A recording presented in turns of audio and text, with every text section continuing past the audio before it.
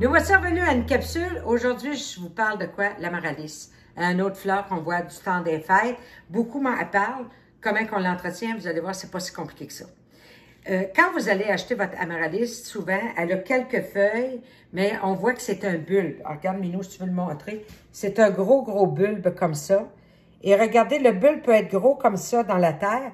Donc, c'est pas un gros pot. Mettez-le pas dans des gros pots. Mais ceux qui achètent le bulbe, mettez-le dans un pot juste un peu plus gros que votre bulbe. D'accord? Quand vous allez l'acheter, il va commencer à avoir quelques feuilles. Ça, c'est les feuilles. Et ça, c'est le bouton de fleur qui monte. Regardez. Puis ça, c'est la fleur qui est complètement ouverte. Donc, vous allez l'emmener chez vous. Niaisez pas dehors non plus. C'est comme le poinsettia. Quand vous l'achetez, c'est des plantes qui viennent des pays chauds. Donc, laissez-la pas près des portes ou dans des courants d'air. Elle n'aime pas ça. Ça aime une chaleur entre 18 et 22. Hein? Une luminosité, pas au gros soleil direct, mais une bonne lumière, mais pas avec un gros soleil qui va arriver dessus, ça va la stresser. On ne la met pas proche d'une bouche d'air chaud, elle non plus.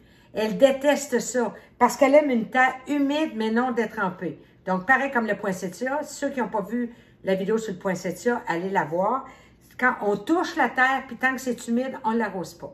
Donc, vous l'arrosez à peu près une fois semaine. Pour ce qui est des engrais, quand elle monte pour fleurir, on va lui donner un engrais à fleurs style 15-30-15. Moi, j'en mets à peu près une fois aux 2 semaines. Quand votre fleur arrive, c'est magnifique. Regardez, moi, je mets le tuteur. Pourquoi la fleur est tellement lourde que si vous n'en mettez pas, puis la tige est tellement longue de la fleur que vous avez des chances que la tige casse, puis vous allez perdre votre floraison. C'est pas si beau que ça, un tuteur, mais qu'est-ce que tu veux? On fait ce qu'on peut avec ce qu'on a. Quand votre fleur, elle va perdre ses pétales, ça va être le temps, quand la fleur va être complètement dégarnie, on va couper la tige florale à peu près à 3 cm au-dessus du bulbe. Mon bulbe arrête ici, donc je la couperai à peu près ici. D'accord? Et là, on va commencer à arrêter l'engrais à fleurs. On va commencer à arrêter l'engrais complètement. Et vous allez voir, les feuilles vont continuer.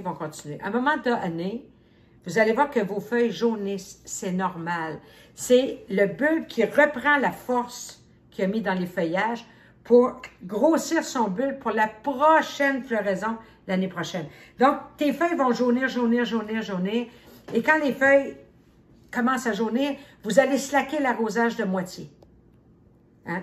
Quand vos feuilles sont complètement jaunes, pareil comme les bulbes printaniers, on va venir couper les feuilles au-dessus du bulbe. Et là, on va arrêter l'eau complètement et vous allez prendre votre pot et vous allez l'emmener dans la chambre froide, hein, à un endroit frais et sec. Elle va être plusieurs mois en dormance. On ne l'arrose pas du tout durant ce temps de dormance-là. Pour ceux qui jouent avec les bulbes, vous comprenez comment ça marche. C'est pareil pour tout le monde. L'année d'après, à un moment donné, vous allez voir qu'il veut sortir un peu de verre de votre bulbe. Ça va être le temps de le ressortir et de recommencer l'engrais. Hein? Puis, pour une floraison, quand les feuilles commencent à sortir, on compte à peu près 1 mois et demi, 2 mois, et vous allez avoir la fleur. On le rempote à peu près aux 3 ans. Donc, c'est important que quand vous plantez le bulbe, on voit une partie de votre bulbe. Enterrez-le pas au complet. Hein? Vous allez voir, c'est une plante qui est facile, qui est intéressante, puis d'année en année, comme ça, avec ses temps dans la chambre froide, puis ses temps de floraison, vous allez pouvoir le multiplier. Et votre bulbe va grossir.